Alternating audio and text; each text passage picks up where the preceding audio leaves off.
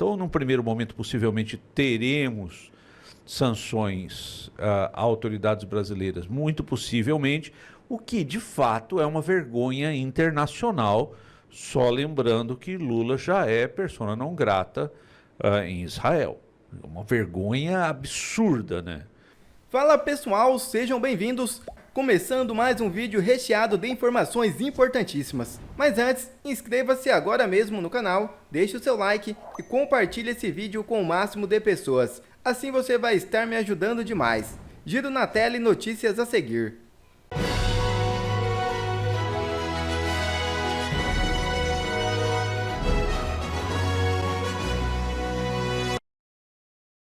Trump cita bloqueio do X no Brasil em petição à Suprema Corte dos Estados Unidos. É isso mesmo. Presidente norte-americano eleito quer suspender lei que visa banir o TikTok dos Estados Unidos. O presidente eleito nos Estados Unidos, Donald Trump, citou o bloqueio no X no Brasil entre outubro e novembro em petição direcionada à Suprema Corte dos Estados Unidos ao solicitar a suspensão da lei que pretende proibir o TikTok no país a partir de 19 de janeiro de 2025. O bloqueio da rede social de Elon Musk no Brasil foi determinado pelo ministro Alexandre de Moraes do Supremo Tribunal Federal e cumprido fielmente pela Agência Nacional de Telecomunicações, órgão estatal do governo Lula. Para ilustrar o poder estatal, Trump citou o caso do Brasil e disse que o bloqueio do X foi motivado, em grande parte, por causa de conteúdo publicado. Por exemplo, logo após a lei norte-americana ser aprovada, o Brasil baniu a plataforma de mídia social X por mais de um mês, com base em grande parte no desfavor daquele governo ao discurso político em X. Em outro trecho, os advogados dizem que a lei contra o TikTok, usada por 170 milhões de norte-americanos, causa preocupações abrangentes e pode ter impacto em todo o mundo. Há preocupações válidas de que a lei pode estabelecer um precedente global perigoso, ao exercer o poder extraordinário de fechar uma plataforma de mídia social inteira, com base, em grande parte, em preocupações sobre discurso desfavorecido nessa plataforma. Mais uma vez, o caso do Brasil é citado. Para Trump, a lei norte-americana sobre o TikTok pode ter influenciado a decisão do STF. Talvez não por coincidência. Logo após a lei ser aprovada, outra grande democracia ocidental, o Brasil, fechou outra plataforma de mídia social inteira, X, por mais de um mês, aparentemente com base no desejo do governo de suprimir discurso político desfavorecido. A grande pergunta que muitos estão se fazendo: o que vai mudar no Brasil quando Donald Trump assumir o poder nos Estados Unidos? Doutor Olavo, nós ouvimos aí o Jorge Serrão falando e ele citou algo muito importante, que é a posse do presidente Donald Trump lá nos Estados Unidos. E aí, quando ele fala da posse do presidente, ele dá um alerta que muitas coisas podem mudar. Qual a expectativa do senhor diante desta posse do Donald Trump lá nos Estados Unidos? Boa pergunta, interessantíssima. Eu acho que num primeiro ponto, um norte, uma baliza para utilizarmos é mantermos os pés no chão, né? Não vamos sair pensando que será a resolução dos problemas do Brasil, não acontecerá, não a resolução total dos problemas. O que é possível esperar, né? O Walter, falando em profecia, né, meu amigo, o Elon Musk fez uma profecia, né? Quando a Janja, perdão pelo nome, quando a Janja disse, quando a Janja o chamou de, o ofendeu, né? Vamos poupar o palavrão. Quando a Janja o ofendeu, Elon Musk responde com uma profecia: vocês não serão eleitos, né? Então, o que nós podemos esperar? E só lembrando que Elon Musk é o homem forte, um dos homens fortes de Donald Trump. Pessoa que o Lula fez questão de se indispor, pessoa que o STF fez questão de se indispor fortemente. O que é possível, então, com a posse de Trump? Em relação ao aspecto político e depois pincelo um pouquinho do aspecto econômico.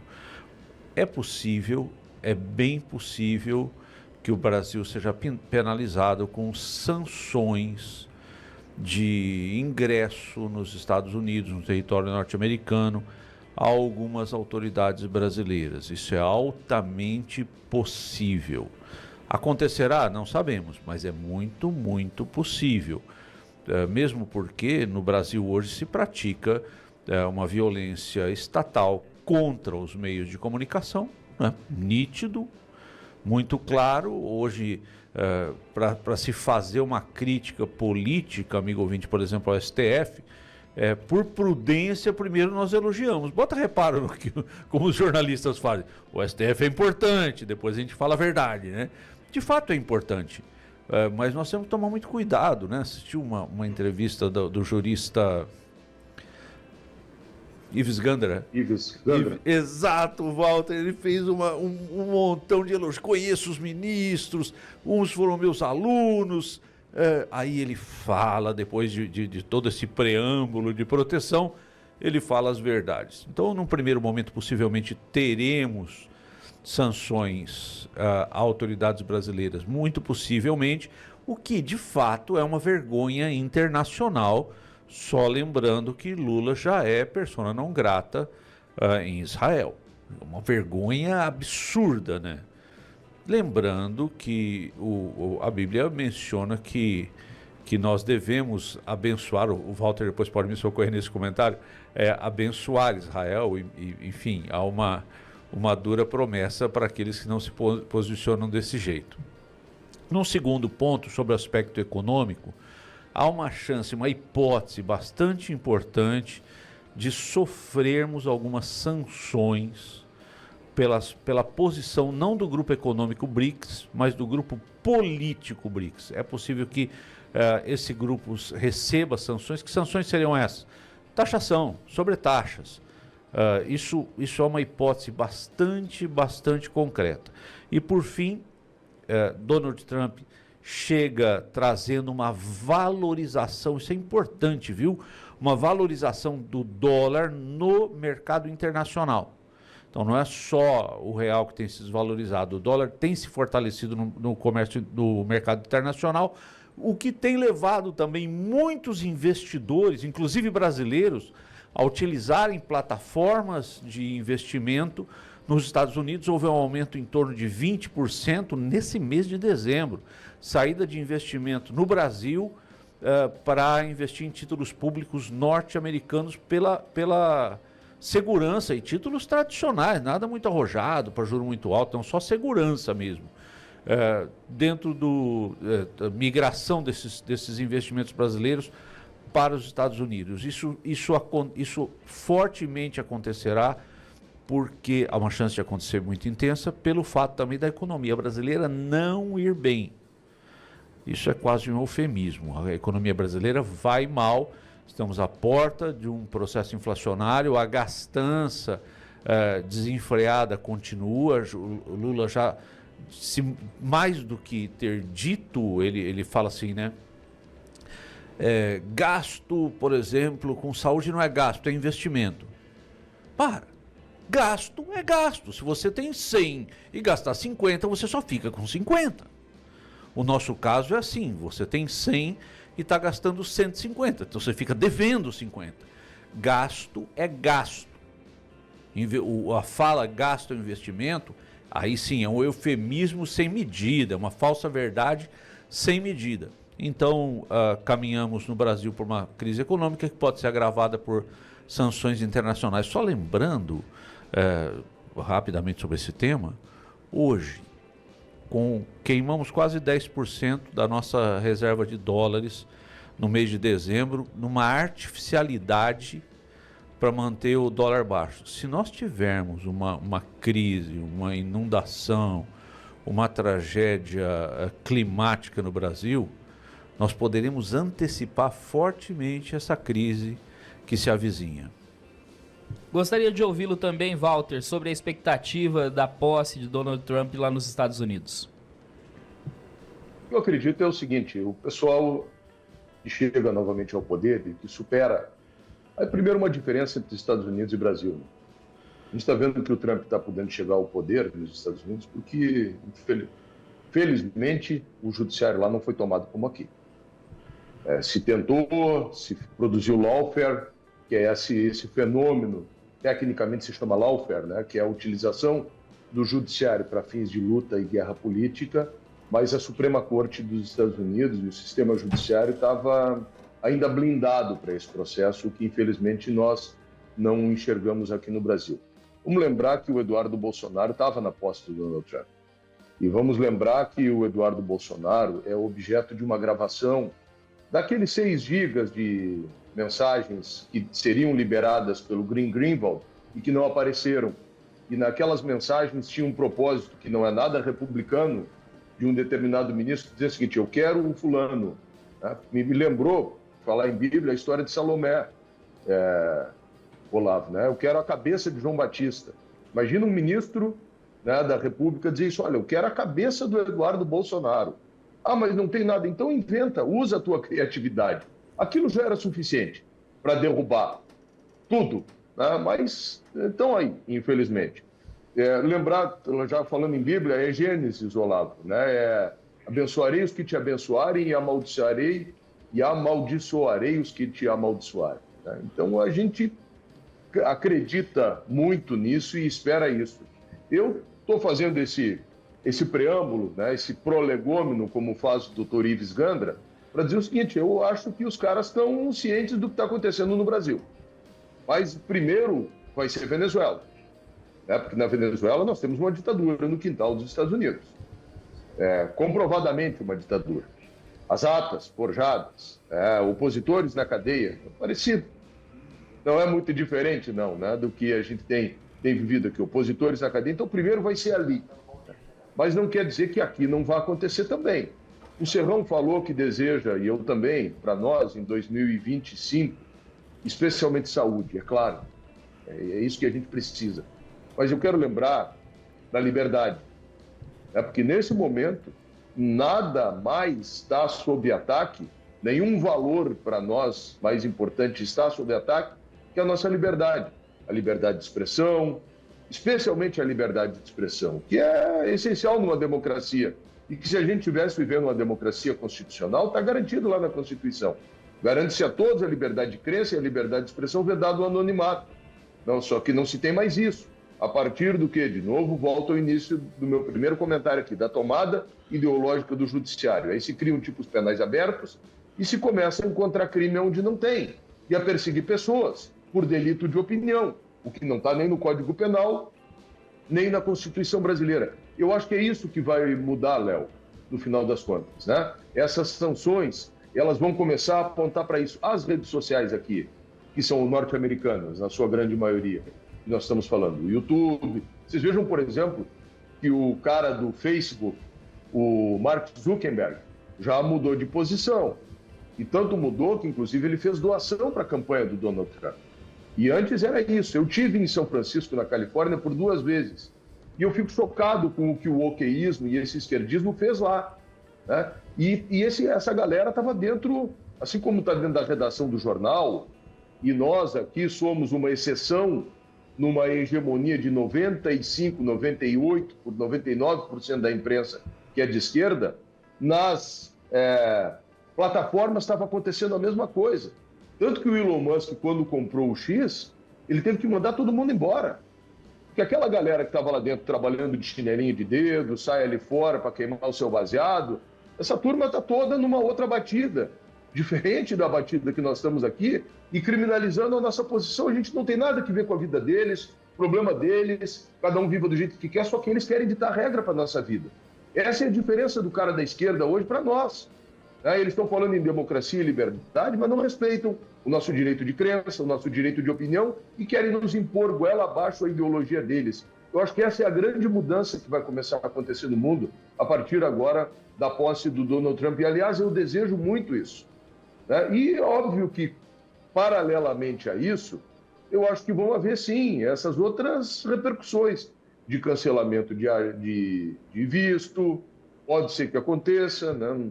Não sei, mas até coisas que acontecem com outros ditadores no mundo, expropriação de bens nos Estados Unidos, confisco de conta. Aliás, o que eles estão fazendo aqui no Brasil, não fizeram com o Luciano Hang, não fizeram com gente de busca e apreensão, pé na porta. Olha, vou lembrar que no Estado Democrático de Direito existem 3 valores que são o que deveriam ser intocáveis, né? A liberdade do indivíduo, a busca e apreensão e o...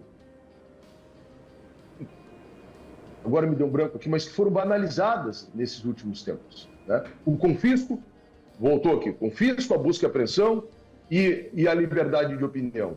Então as pessoas estão sendo condenadas hoje. A busca e apreensão foi banalizada hoje no Brasil, o confisco de conta corrente foi banalizado no Brasil por suposto delito de opinião. Então tudo isso está muito fora da curva, Léo, e que vai ter que voltar para o leito natural. E eu espero que, exatamente a partir da posse do Donald Trump, que isso volte. Olha como que isso aqui é curioso e serve como indicador de que a gente realmente está vivendo um período muito estranho da nossa história. Tempos sombrios. Para as pessoas que gostam de acompanhar a política, até para entender qual que vai ser o caminho político que o Brasil vai tomar, a maior preocupação delas não é o presidente, não é o Congresso, não são projetos de lei, nem projetos de emenda constitucional, não. É um outro. Eu fiz uma enquete agora no X, o antigo Twitter, para perguntar, e fiz uma pergunta muito simples, né? Quem causou mais estrago e revolta no Brasil no ano de 2024? Eu coloquei 3 opções: Lula, Moraes e Flávio Dino. Adivinha quem ganhou? E assim, ganhou de uma forma que eu não imaginava que seria uma distância tão grande do segundo colocado. Eu publiquei isso há alguns minutos. Nós já estamos com 1.400 votos. Moraes tem 75% dos votos até agora. Primeiro lugar Lula com 20, segundo lugar Lula com 24 e depois é Flávio Dino com 0,8. Quem está revoltado com Flávio Dino não são os deputados e senadores, né? Isso é verdade. Mas olha só que interessante, Alexandre de Moraes tem 75% dos votos. E a pergunta, quem causou mais estrago e revolta no Brasil em 2024? Ou seja, é um período tão estranho onde o principal ator político do nosso país e que impacta diretamente as nossas vidas não são representantes eleitos, como deveria ser numa democracia. É uma pessoa que não teve voto de ninguém, que interfere e rasga a Constituição, interfere nas nossas vidas, criou um sistema policialesco do judiciário e está lá, no alto do seu pedestal, intocável. E aí eu prestei atenção, bom, já que essa é a maior preocupação da população, qual é a pauta para o Supremo Tribunal Federal para 2025? Bom, alguma nós já sabemos. Prender a oposição, prender Bolsonaro, caçar os principais deputados e senadores da oposição. Isso aí a gente já está claro, vem junto com o inquérito das fake news, do golpe e dessas coisas. Mas e do colegiado? O que eles pensam em fazer? Quais são os benefícios que eles pensam em trazer para o Brasil? Fui pesquisar e achei na imprensa, na CNN, que isso inclusive já foi publicado. Tá aqui, ó. O que está na pauta do STF para 2025? Suspensão de emendas parlamentares. Para que isso? Para que o executivo tenha total e absoluto controle do Congresso. Eles é que vão decidir quem recebe, quem não vai receber, dando cargos de segundo escalão, ministérios. Então, assim, para dominar completamente o Congresso. Esse aqui é o mais perigoso de todos. Definição sobre marco civil da internet. Aí é aquela votação que eles estão fazendo, basicamente para impedir que exista debate político na internet, para perseguir e derrubar, silenciar e censurar quem der as suas opiniões na internet, sempre com a narrativa de que estão tentando acabar com essa terra sem lei e acabar com o ódio, com o racismo, com o fascismo, aquela ladainha que ninguém acredita. O objetivo? Calar a oposição. Perceberam nas eleições de 2020 que a direita é muito mais forte que a esquerda, tivemos muito mais prefeituras e sabem também que a direita vai fazer muitos senadores em 2026 e esse é o maior medo do STF. São os senadores que irão assumir em 2027. Regularização do trabalho por aplicativo. Aqui é para acabar com o iFood, para acabar com o Uber. Eles estão tentando criar uma forma de CLT, que na verdade é para jogar mais dinheiro do caixa do governo, só que vai fazer encarecer de tal forma esse serviço que menos pessoas vão usar. Sem falar que, querendo ou não, para quem está entre empregos ou desempregado, é só uma forma de ter uma renda e sustentar sua família. Eles querem agora acabar com os trabalhos de aplicativo, entrega, Uber, essas coisas. Regulamentação das apostas online, vamos lá. Isso aqui acaba com famílias, está destruindo famílias, isso aqui é pior que crack, mas o governo, junto com o STF, está dando um jeito para liberar isso aí, porque vem impostos. O objetivo é conquistar mais impostos, é mais arrecadação, não importa se você tem que acabar com a vida da população brasileira, porque isso aqui, gente, isso aqui é um caos, isso aqui é uma droga. A pauta do STF é controle do Congresso, censura absoluta, aumentar o desemprego e serviços essenciais hoje em dia para a população e aumentar a arrecadação, liberando basicamente uma nova espécie de droga que vicia muitas pessoas. Esse é o STF para 2025. Obviamente, isso é o votos do colegiado. Paralelo a isso, nós temos aí prisão de deputados, prisão de senadores, prisão do Bolsonaro, prisão ali de quem está no entorno do Bolsonaro, impossibilitar os maiores nomes da direita de serem candidatos a Senado, deputados federais, governadores e também a presidência. Esse é o futuro do Brasil em 2025. Agora eu te faço uma pergunta de novo. Por que a gente ainda não voltou para as ruas? Eu não estou falando só quando o Bolsonaro chama, não. Na época da Dilma, a gente estava pior. A economia estava pior e as pessoas ocupavam as ruas aos domingos. Por que agora as pessoas não vão para as ruas? Eu te explico. Porque senão o STF manda prender. Todo mundo tem medo de chamar, todo mundo tem medo de pagar um carro de som, de divulgar, porque sabe que se fizer isso, pela democracia, a Polícia Federal vai invadir a sua casa às 6 da manhã com uma arma apontada democraticamente para a sua testa. Esse é o futuro que o Brasil está tendo que enfrentar agora e é simplesmente estarrecedor que existam pessoas defendendo isso. Agora, antes de ir para o próximo vídeo... Quer ver mais conteúdos como esse? Então inscreva-se agora mesmo no canal e ative o sininho das notificações. Assim você não perde mais nenhum conteúdo que é postado aqui no canal. E também já deixe o seu like para o YouTube ajudar a divulgar o nosso trabalho. Fico por aqui e que Deus abençoe a todos. Brasil acima de tudo e Deus acima de todos.